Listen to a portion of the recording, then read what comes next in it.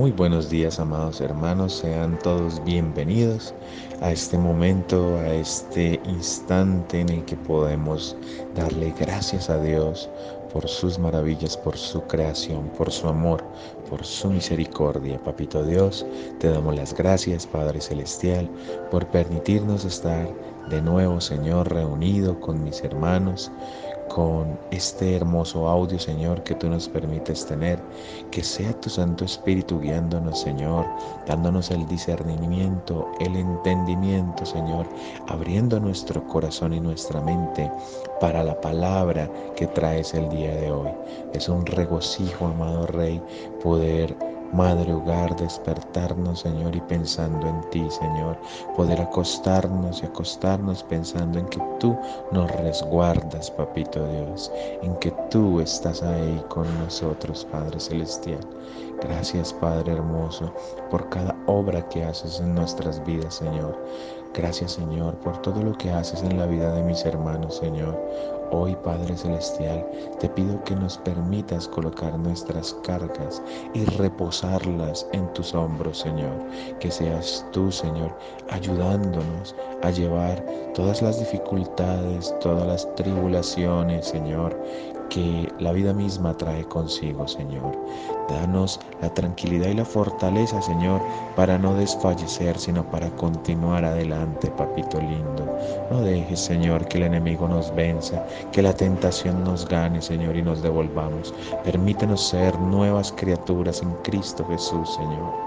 Déjanos, por favor, llegar a tu presencia, Señor. Hoy, con temor y temblor, Señor, nos acercamos a ti, Señor, pidiéndote que seas tú, Padre Santo, quien nos reciba en su hermoso seno. Señor, perdona nuestros pecados, nuestras ofensas, todo lo que podemos haber dicho, manifestado o actuado, que pudimos haber ofendido primeramente a nuestros hermanos, Señor, porque tú nos mandas y por consiguiente a ti, Señor. Te pedimos perdón por todo, Señor, por todo, por lo que somos conscientes que hacemos mal, como lo que no nos damos cuenta, Señor. Te agradecemos por todo lo que tú haces, tanto en el cielo como en la tierra, porque todo es perfecto, Señor. Gracias por sustentar las cosas, Señor, por sustentar nuestro planeta, por sustentar nuestra vida. Ponemos en tus manos, Señor, este día, a nuestra familia y todo lo que hagamos, en el nombre de nuestro amado Rey Celestial y tu Hijo Jesús de Nazaret. Amén y amén.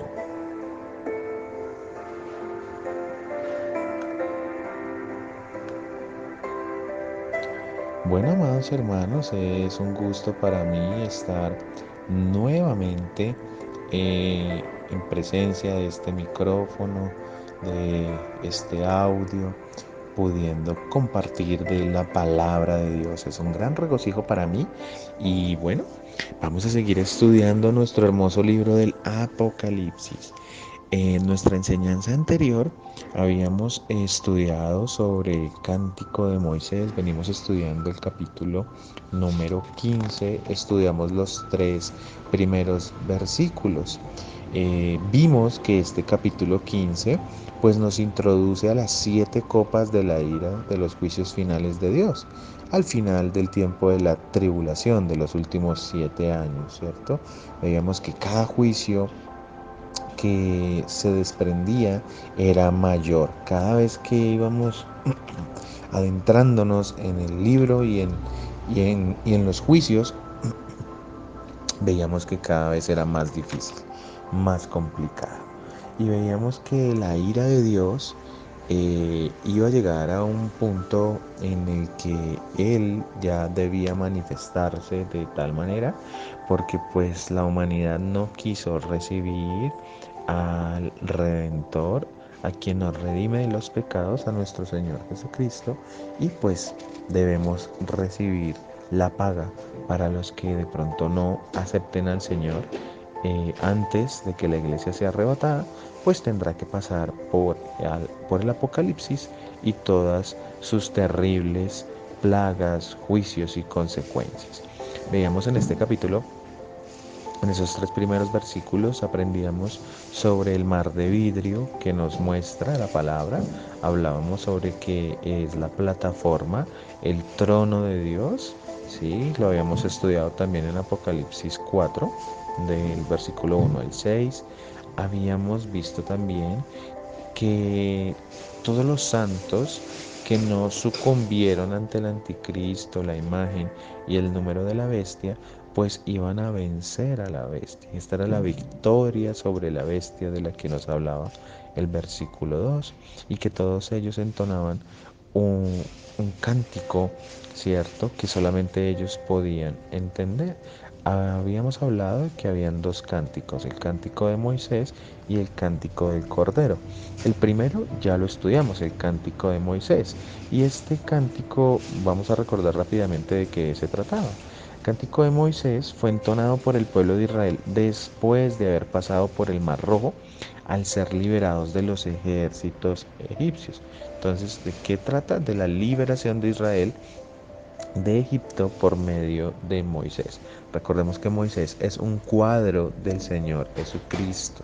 Es un cuadro. Todo lo que hizo Moisés es un cuadro de Cristo, un cuadro perfecto de Cristo. Este es un cántico de victoria y liberación con el que se identificaron los redimidos, ¿sí? Que vencen al anticristo y pues su sistema de maldad. El día de hoy pues vamos a continuar con el cántico del Cordero. Vamos a aprender un poco sobre el templo, sobre el tabernáculo del testimonio donde reside la presencia de Dios. Vamos a aprender un poco sobre esto, sobre el lugar santo y el lugar santísimo. Y por último, si Dios lo permite, pues vamos a aprender sobre, ahora sí, las 7 plagas últimas y sobre las 7 copas de oro. Bueno, entonces sin más preámbulo vamos a leer nuevamente el capítulo 15. Voy a volver a leer desde el versículo 1, pero vamos a estudiar ya desde el versículo 3 la parte B. Dice capítulo 15, versículo 1. Vi en el cielo otra señal, grande y admirable, 7 ángeles que tenían las 7 plagas postreras, porque en ellas se consumaba la ira de Dios. Vi también como un mar de vidrio mezclado con fuego, y a los que habían alcanzado la victoria sobre la bestia y su imagen y su marca y el número de su nombre en pie sobre el mar de vidrio con las arpas de Dios. Y cantan el cántico de Moisés, siervo de Dios, y el cántico del Cordero, diciendo: grandes y maravillosas son tus obras, Señor Dios Todopoderoso. Justos y verdaderos son tus caminos, Rey de los santos. ¿Quién no te temerá, oh Señor, y glorifica tu nombre? Pues solo tú eres santo, por lo cual todas las naciones vendrán y te adorarán, porque tus juicios se han manifestado. Después de estas cosas miré, y aquí fue abierto en el cielo el templo del tabernáculo del testimonio, y del templo salieron los 7 ángeles que tenían las 7 plagas, vestidos de lino limpio y resplandeciente, y ceñidos alrededor del pecho con cintos de oro. Y uno de los 4 seres vivientes dio a los 7 ángeles 7 copas de oro, llenas de la ira de Dios, que vive por los siglos de los siglos. Y el templo se llenó de humo por la gloria de Dios y por su poder. Y nadie podía entrar en el templo hasta que se hubiese cumplido las 7 plagas de los 7 ángeles. Amén. Bueno, como les dije, amados hermanos, ya estudiamos el cántico de Moisés en la enseñanza anterior. Hoy vamos a comenzar con el cántico del Cordero. El versículo 3, pero la parte B, dice: y cantando el cántico de Moisés, siervo de Dios, y el cántico del Cordero, diciendo: grandes y maravillosas son tus obras, Señor Dios Todopoderoso. Justos y verdaderos son tus caminos, Rey de los santos.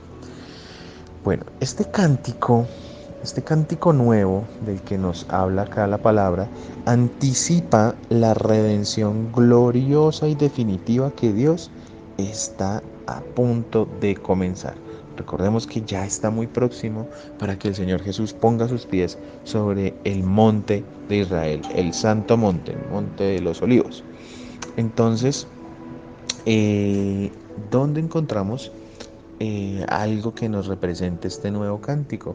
Bueno, nosotros habíamos estudiado Apocalipsis capítulo 5. Vamos a leer desde el 8 al 14 y vamos a, a leer un poco sobre este cántico.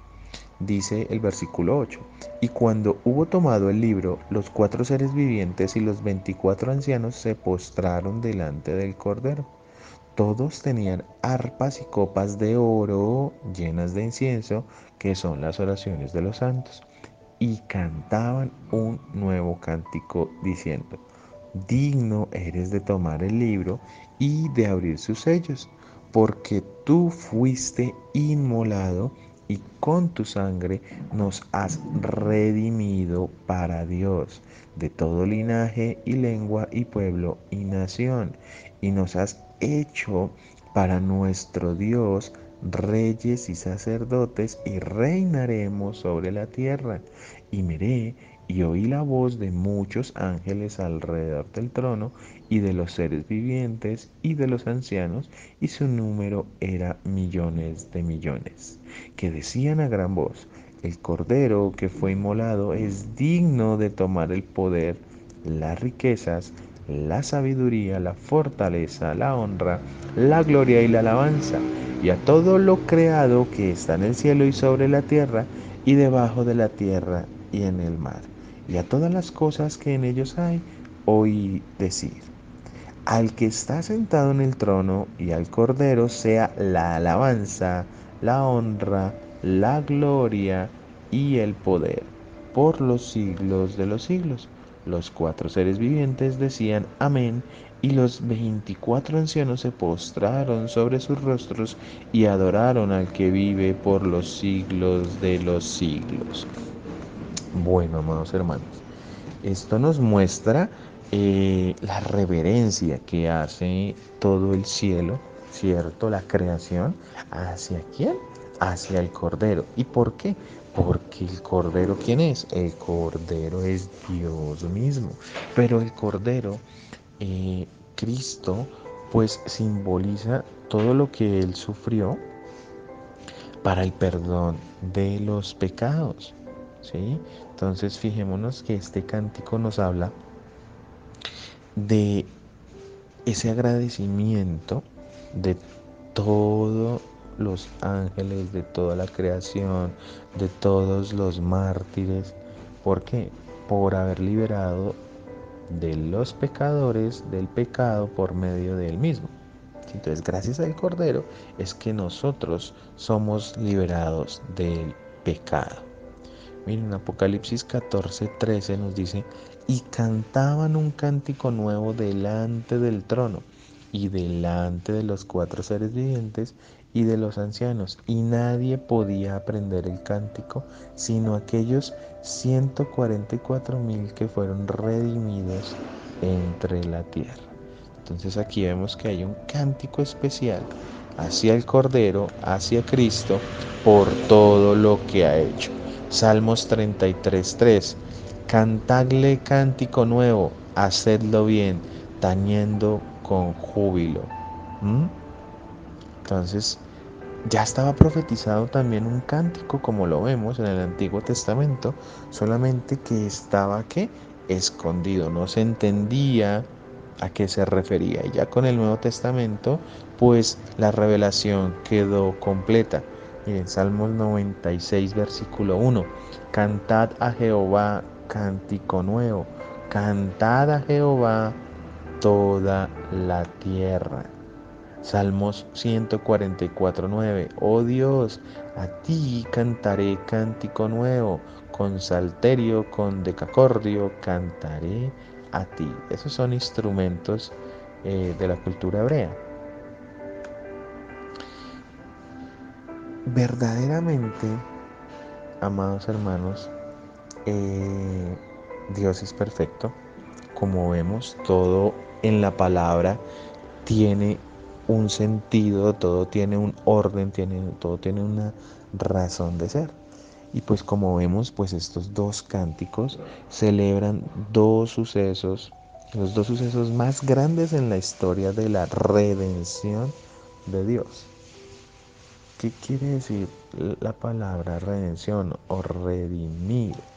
Redimir, restablecer la relación entre quién, entre Dios Padre y entre el pueblo, entre nosotros, entre la humanidad. Pero gracias a quién se pudo redimir esa relación, restablecer, gracias al sacrificio de Cristo. Es por eso que acá le están cantando al Cordero, dando las gracias por toda la obra redentora, por todo lo que hizo el Señor en la cruz. Y no solo en la cruz, sino lo que hace en nuestras vidas día a día, momento a momento, minuto a minuto, segundo a segundo. Si no fuera por Él, amados hermanos, pues nosotros sencillamente no existiríamos. Y si existiéramos, pues estaríamos como antes, condenados totalmente a muerte por nuestros pecados.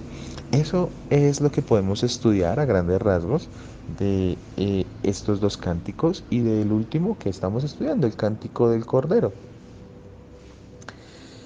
Entonces vamos a seguir con el versículo 4 de Apocalipsis 15.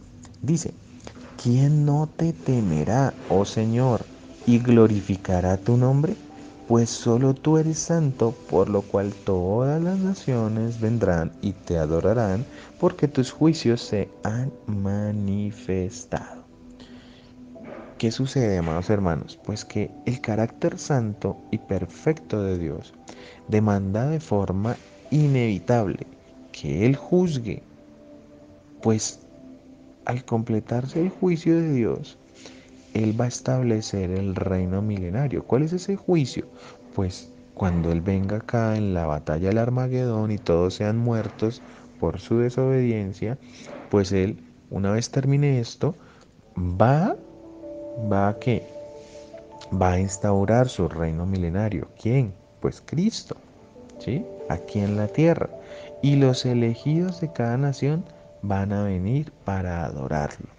Va a haber, recuerden que va a haber un remanente, va a haber un pequeño grupo que no va a morir, que va a ser protegido. Y con ese pequeño grupo se va a repoblar nuevamente la tierra en ese reino milenario, en esos 1000 años. ¿Listo? Igual nosotros vendremos nuevamente a reinar con Cristo, pero bueno, eso lo explicaremos ya cuando veamos el capítulo número 20. Bueno, sobre eso podemos pues aprender un poquito. Vamos a ver qué nos dice un poco la escritura, ¿sí? Sobre esto. Salmos 19:9 nos dice, el temor de Jehová es limpio, que permanece para siempre. Los juicios de Jehová son verdad, todos justos. Bueno, aquí lo que vemos es que esto del Apocalipsis no es porque sí, no es porque Dios se lo quiso inventar porque no tenía nada más que hacer, entonces venga y castigamos a la gente. No, es porque verdaderamente los juicios de Jehová, de Dios, todos son justos y todos son verdad, porque en él no se halla mentira. En Nahum capítulo 1 versículo 3 dice, Jehová es tardo para la ira y grande en poder, y no tendrá por inocente al culpable.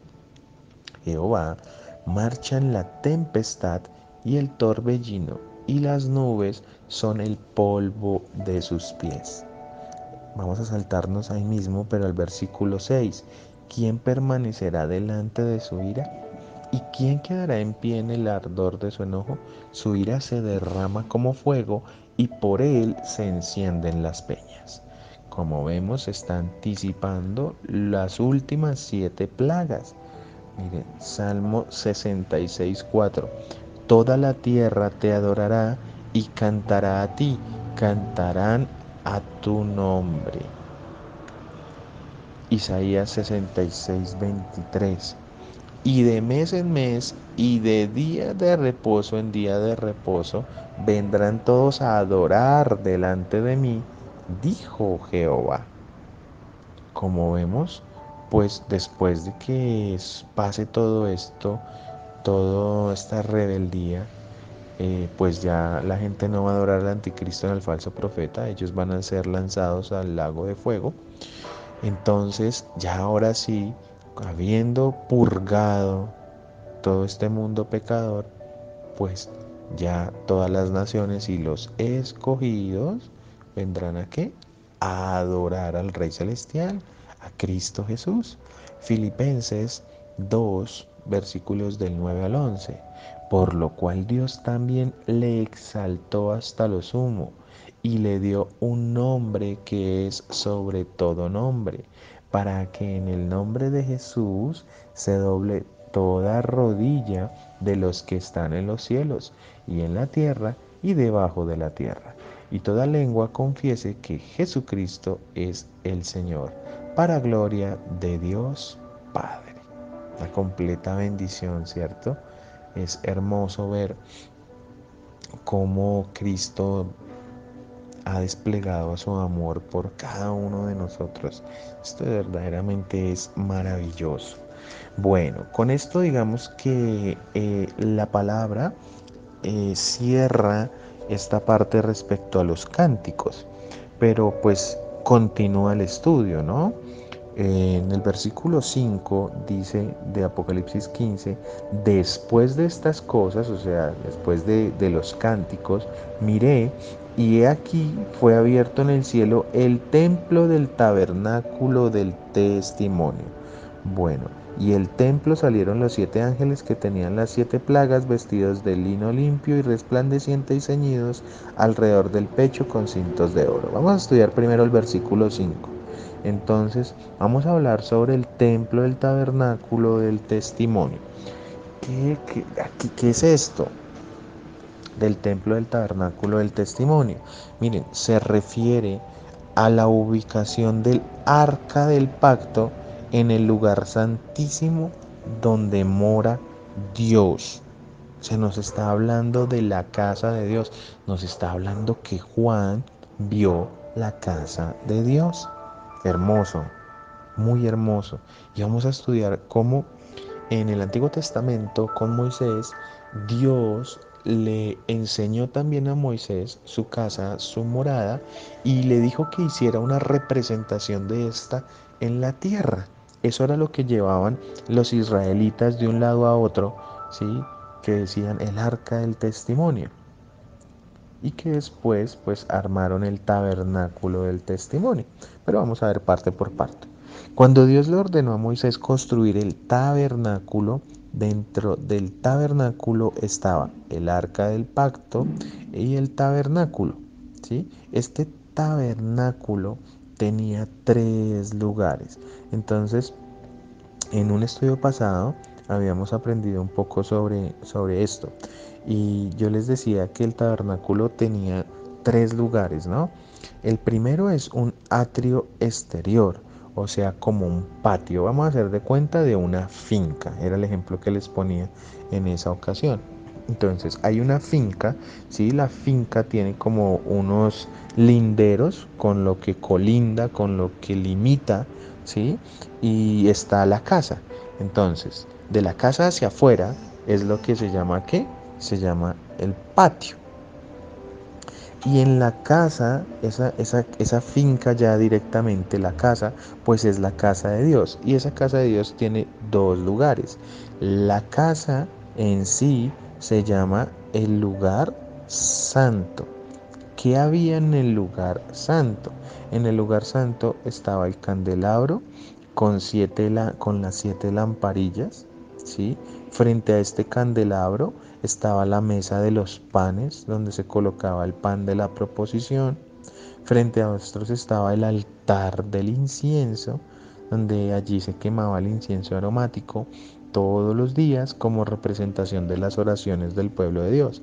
Recordemos que nosotros ya estudiamos esto y veíamos cómo en el Apocalipsis estas oraciones subían en olor fragante a Dios en representación de los mártires y de la justicia y la venganza que estos pedían, ¿no? Entonces aquí vemos cómo esto también lo hacía en el Antiguo Testamento Moisés. También entonces hablábamos sobre el lugar santísimo. Entonces, el lugar santo es la casa, ¿sí? Digamos lo grande, lo que tiene que ver, no sé, la sala, la cocina, ¿sí? Para hacerme entender. Todo lo que está, lo que no comprende la habitación personal o la habitación principal, porque es que la habitación principal ya es el lugar santísimo. Todo el resto es el lugar santo, pero la habitación principal, ese es el lugar santísimo. ¿Donde qué? Donde mora la presencia de Dios. No es que Dios pueda ser contenido en un lugar, no. Pero sí es donde Él, digamos que se manifiesta con todo su poder y su gloria. Es, claramente es un lugar muy, muy, muy, muy, muy especial. No hay otro lugar en el universo como este. ¿Mm? Entonces, el lugar santísimo, eh, ¿cómo estaba descrito en el Antiguo Testamento? Pues había un velo o una cortina que separaba el lugar santo, ¿sí? Del lugar santísimo. Entonces había una cortina y esa cortina separaba, ¿sí? Como que el resto recordemos que estoy haciendo el ejemplo de la finca. Entonces la finca estaba rodeada por el lugar santo y para entrar al lugar santísimo entonces habían como unas cortinitas, ¿sí? Y es dentro de esas cortinitas, pasando las cortinas, reposaba el lugar santo el lugar santísimo pues del Señor. Dentro de ese velo se encontraba pues este lugar, y aquí que encontrábamos dentro del lugar santísimo un cubo perfecto en todos sus lados. Dentro del cubo se encontraba el arca donde se manifestaba la gloria de Dios. Ahí no podía entrar nadie, hermanos. Nadie podía entrar ahí en el Antiguo Testamento excepto un día al año. ¿Quién podía entrar? El sumo sacerdote. ¿Por qué? Porque en ese día era el día de la expiación. Lo que hacía el sacerdote era orar por los pecados del pueblo, orar por los pecados de él y bueno, hacer una ceremonia para el perdón de los pecados. Esto es muy importante porque, como les digo, todo lo que hizo Moisés es un cuadro de Cristo, es un cuadro de Dios. Entonces, ¿quién es nuestro sumo sacerdote? Cristo Jesús.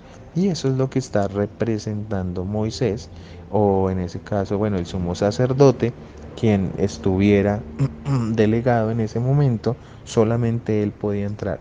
Si entraba, amados hermanos, otra persona, esta persona moría inmediatamente, porque es que representa el poder de Dios y que al lugar santísimo no puede entrar cualquiera.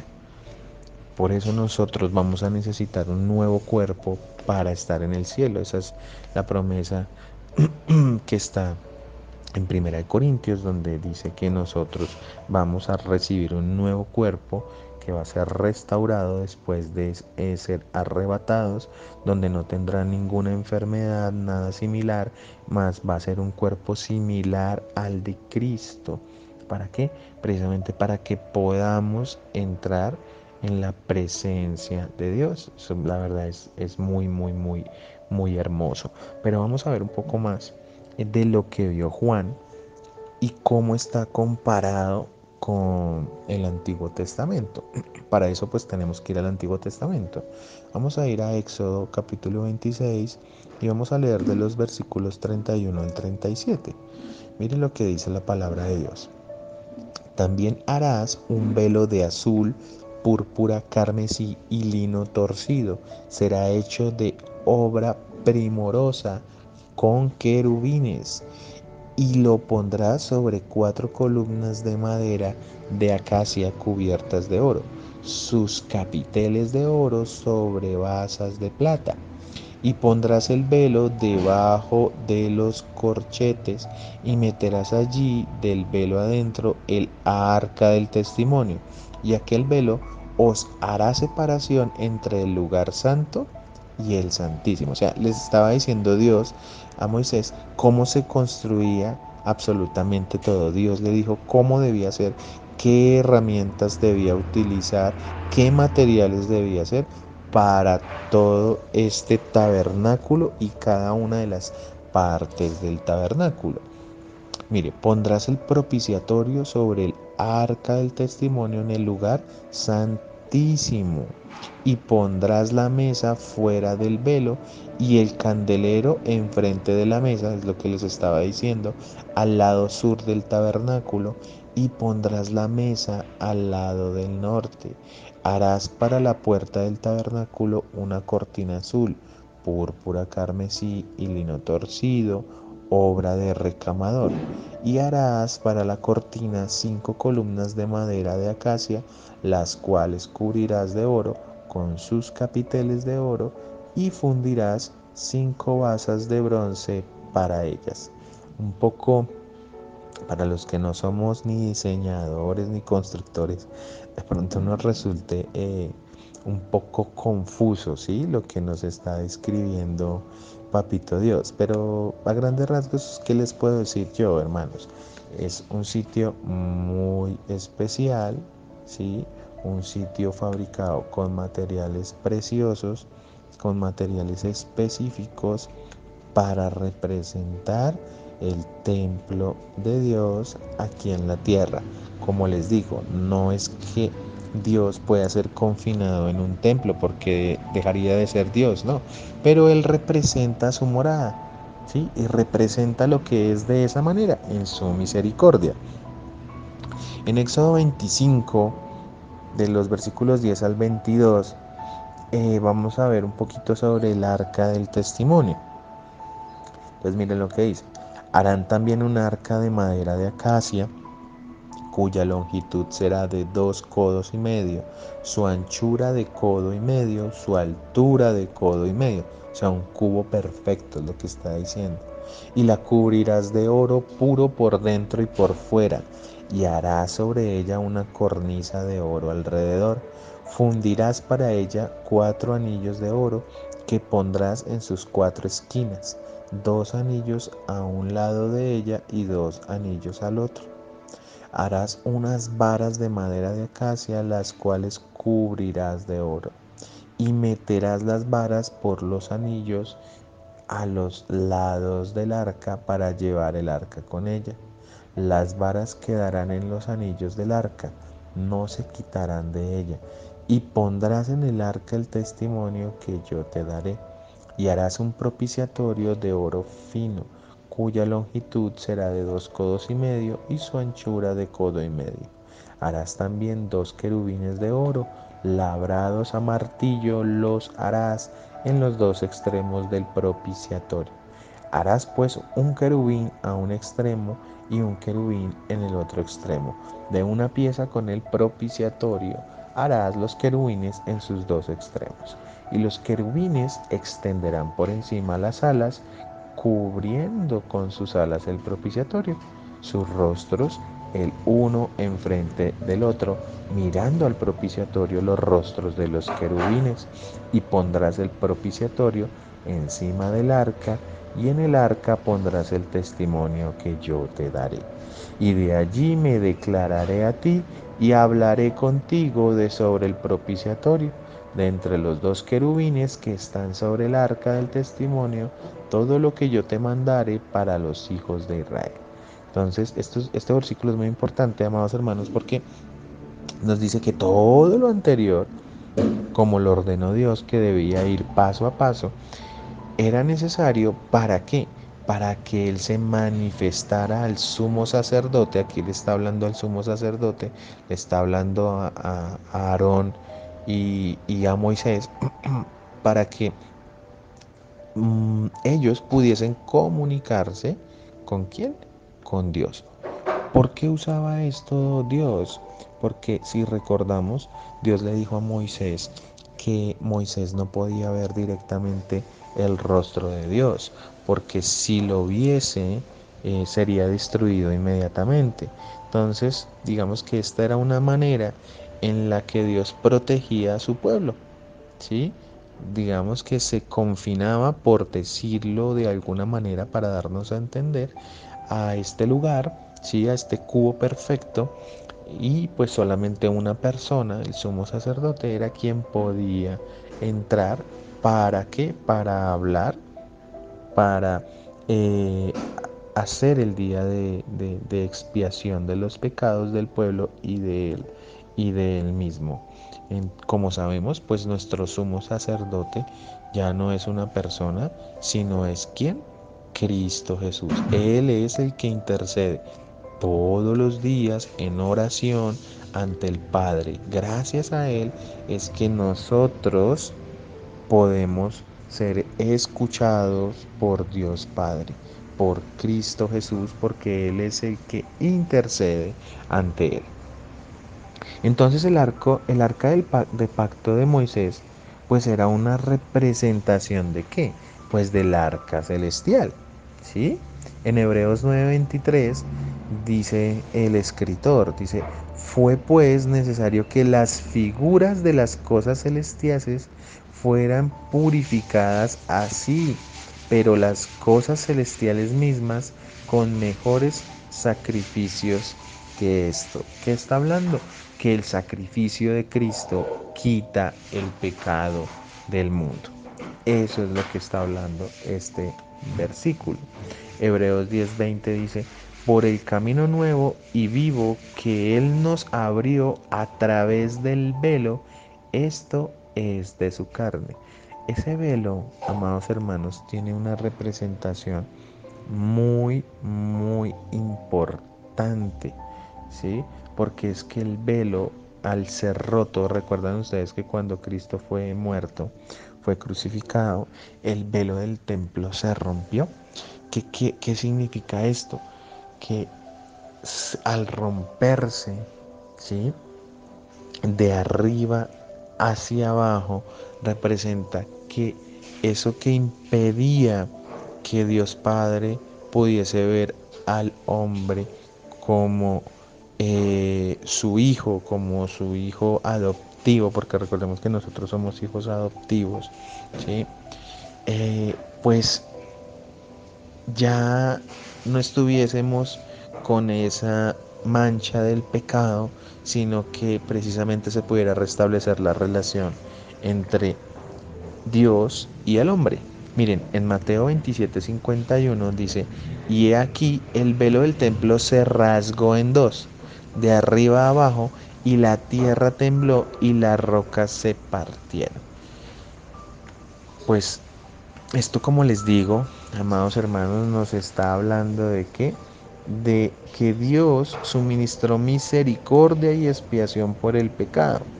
Así como el lugar santísimo terrenal del que estamos hablando fue abierto tan pronto se pagó el precio del pecado, o sea, lo que sucedió en la tierra cuando murió Cristo, el lugar santísimo en el cielo también es abierto en cumplimiento del nuevo pacto de la salvación de Dios y de su propósito redentor en medio del juicio divino. O sea, en medio del juicio que está viviendo las personas en, en, en ese instante, pues por el pecado, aún así Dios, ¿qué hace? Abrir su templo para que ¿qué? Para que se pueda dar la redención necesaria. Porque como vemos, pues hay personas que sí quisieron recibir a Dios, muy pocas, pero sí hubo personas. Ahora, ya entendiendo de qué se trata esto del tabernáculo del testimonio y por qué el cielo fue abierto, ¿sí? Pues vamos a ver lo que nos dice el versículo 6. Dice, y del templo salieron los 7 ángeles que tenían las 7 plagas, vestidos de hilo limpio y resplandeciente y ceñidos alrededor del pecho con cintos de oro. ¿Qué nos está diciendo? Bueno, nos está diciendo ya que van a haber 7 plagas que representan los juicios finales y más severos por parte de Dios. El lino limpio representa la santidad y la pureza. Y los cintos, esos cintos de oro iban desde el hombro hasta la cintura. Y cada ángel lleva uno y representa las riquezas, la realeza y la gloria inmarcesible del cielo. Nosotros aquí digamos que vemos la opulencia y vemos todo el tema de oro, de plata, de joyas, de diamantes, todo eso lo vemos de una forma equívoca. Nosotros lo vemos en forma de riquezas, pero de riquezas para enorgullecer al hombre, mientras que eso en el cielo no es así.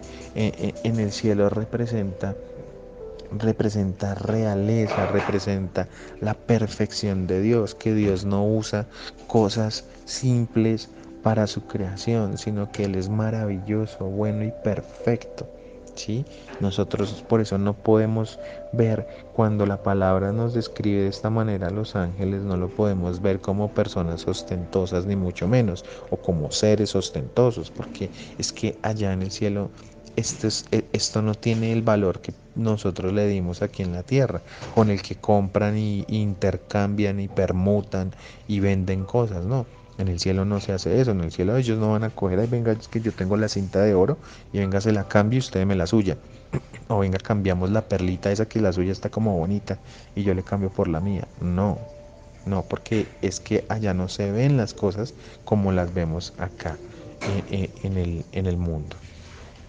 Bueno, después de eso, ¿sí? Dice el versículo 7. Y uno de los cuatro seres vivientes dio a los siete ángeles siete copas de oro llenas de la ira de Dios que vive por los siglos de los siglos. ¿Qué son estas siete copas de oro? Pues estas siete copas de oro son las copas que van a llevar las siete plagas. ¿Sí? Van a ser derramadas sobre todo el mundo pecador que tiene que, recordemos, la marca del anticristo, que le siguen, que lo adoran.